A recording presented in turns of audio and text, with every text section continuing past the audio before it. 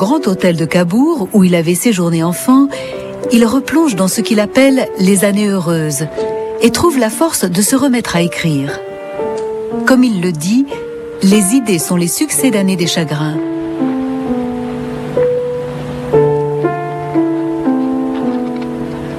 J'ai en train une étude sur la noblesse, un essai sur Sainte-Beuve et Flaubert, un essai sur les femmes, un essai sur la pédérastie, pas facile à publier, une étude sur les vitraux et un roman.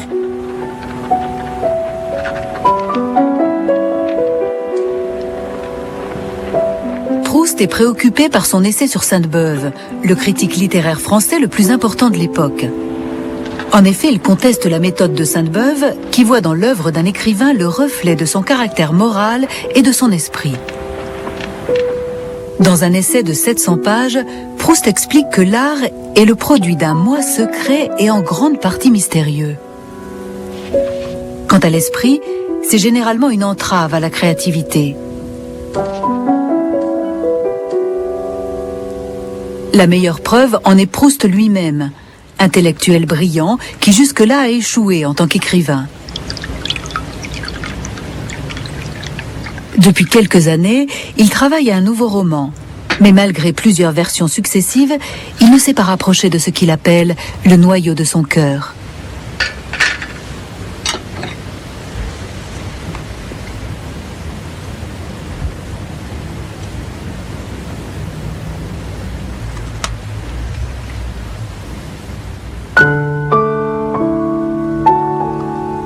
À l'instant même où la gorgée mêlée des miettes du gâteau toucha mon palais, je tressaillis. Attentif à ce qui se passait d'extraordinaire en moi. Ce plaisir m'avait aussitôt rendu les vicissitudes de la vie indifférentes, ses désastres inoffensifs, sa brièveté illusoire.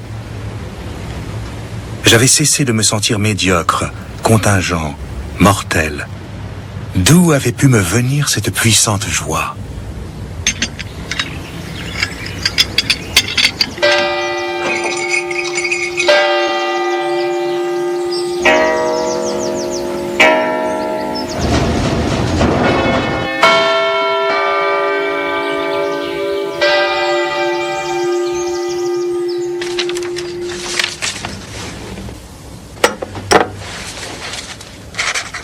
Maintenant, toutes les fleurs de notre jardin et celles du parc de Monsieur Swann, et les nymphéas de la Vivonne, et les bonnes gens du village, et leurs petits logis, et l'église, et tout Combray et ses environs, tout cela qui prend forme et solidité est sorti de ma tasse de thé.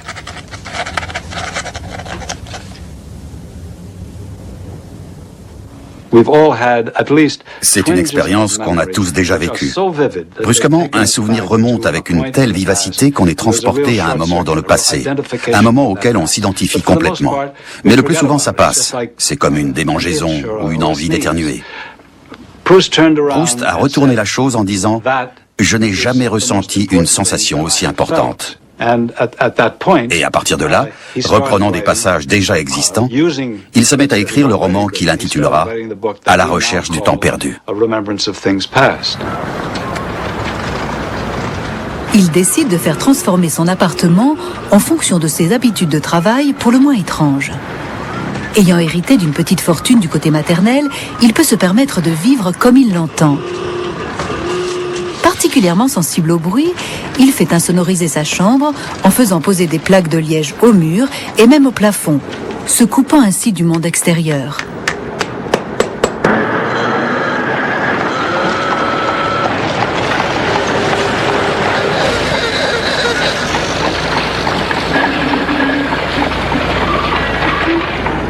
Quand les voisins du dessus engageaient un domestique, ils lui disaient « Nous ne vous donnerons de gage que 50 francs par mois, mais il y a au-dessus un monsieur Marcel Proust, qui vous en donnera 100 régulièrement si vous voulez bien marcher avec des chaussons parce que le bruit le gêne. » Où il avait tellement peur du bruit qu'il payait très cher les ouvriers pour ne pas travailler dans l'appartement d'au-dessus. Alors les gens revenaient stupéfaits parce que rien n'avait été fait de ce qu'ils avaient commandé aux ouvriers. C'est parce que Marcel les payait très cher pour ne pas travailler au-dessus de sa tête.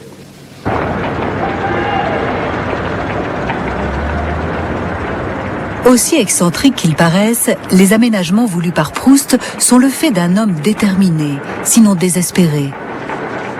Il se lève au coucher du soleil et écrit toute la nuit. Les fenêtres de sa chambre sont fermées en permanence et les rideaux tirés. Son asthme empire. Il a une crainte maladive de la poussière et de la suie. Même en plein hiver, il est rare qu'il y ait du feu dans la cheminée. Comme il l'écrit à un ami, « Je suis sur le point de me cloîtrer pour un long travail ».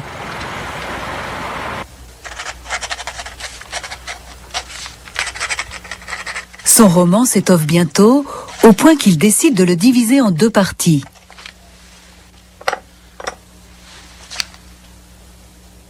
Il finit aussi par arrêter un titre général, « À la recherche du temps perdu ».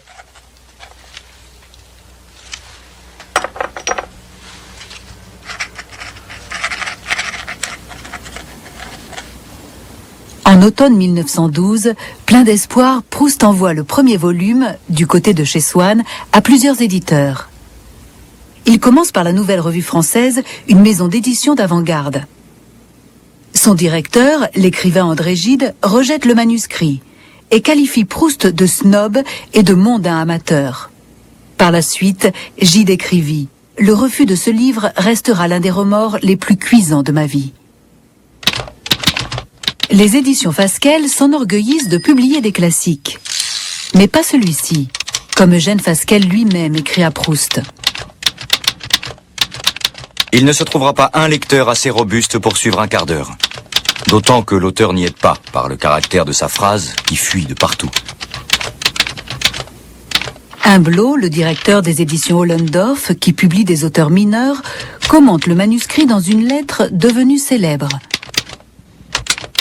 Cher ami, je suis peut-être bouché à l'aimerie, mais je ne puis comprendre qu'un monsieur puisse employer 30 pages à décrire comment il se tourne et se retourne dans son lit avant de trouver le sommeil.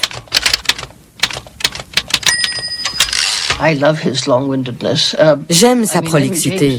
On a reproché la même chose à Henry James. J'ai peur qu'en disant ça, on dissuade les gens de le lire. Pour ma part, j'adore les phrases longues.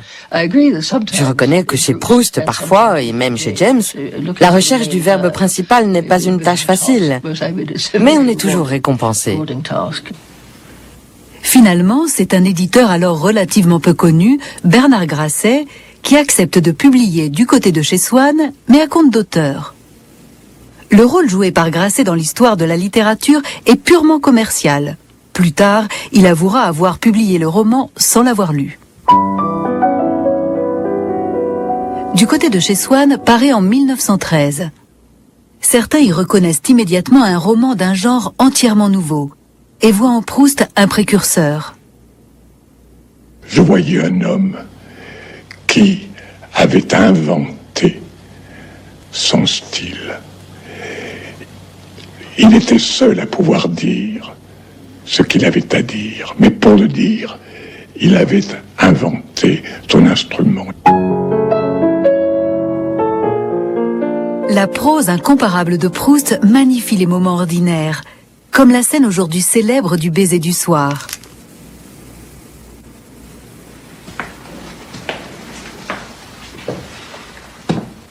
Ma seule consolation quand je montais me coucher était que maman viendrait m'embrasser quand je serais dans mon lit. Mais ce bonsoir durait si peu de temps que quelquefois, quand, après m'avoir embrassé, elle ouvrait la porte pour partir, je voulais la rappeler, lui dire « embrasse-moi une fois encore ». Mais je savais qu'aussitôt, elle aurait son visage fâché, car la concession qu'elle faisait à ma tristesse et à mon agitation en montant m'embrasser, en m'apportant ce baiser de paix, agaçait mon père. Or, l'avoir fâchée détruisait tout le calme qu'elle m'avait apporté un instant avant, quand elle avait penché vers mon lit sa figure aimante et me l'avait tendue, comme une hostie, pour une communion de paix où mes lèvres puiseraient sa présence réelle et le pouvoir de m'endormir.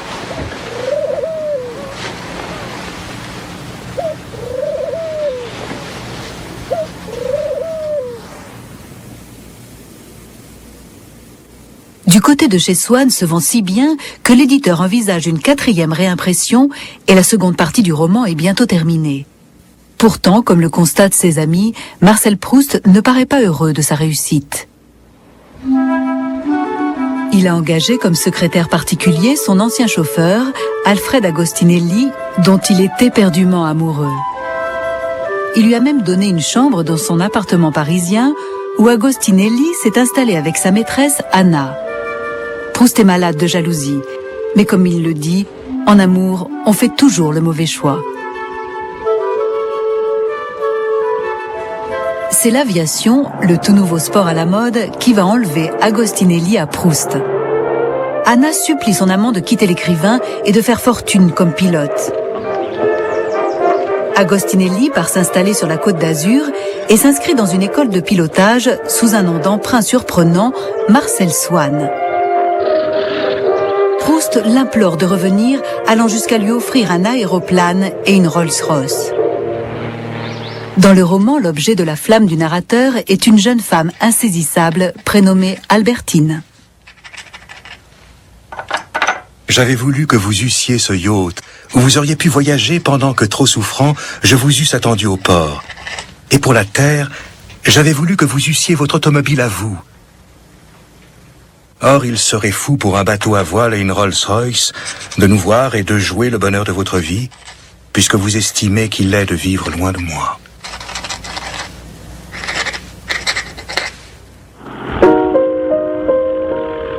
Le 30 mai 1914, Agostinelli décolle seul à bord de son appareil et s'écrase en mer.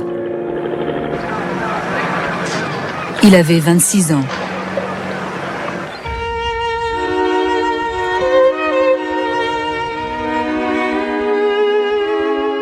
Agostinelli était un garçon d'une intelligence délicieuse, et avec ma mère et mon père, la personne que j'ai le plus aimée. 3 mois plus tard, la France entre en guerre. Du fait de sa mauvaise santé, Proust n'est pas mobilisé.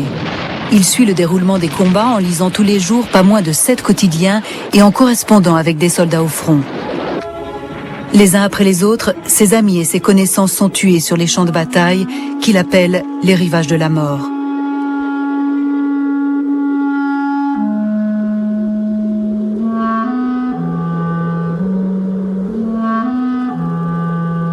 Il suit la progression dévastatrice de l'armée allemande, la chute des vieilles villes de province et des grandes cathédrales qui l'avaient tant inspiré.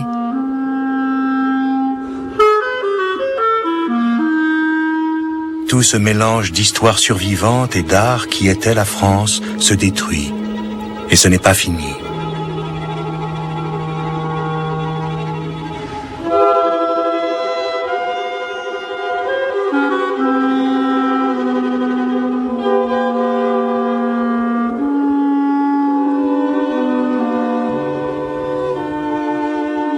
Alors que Paris est menacé par les attaques aériennes allemandes, Proust refuse de partir.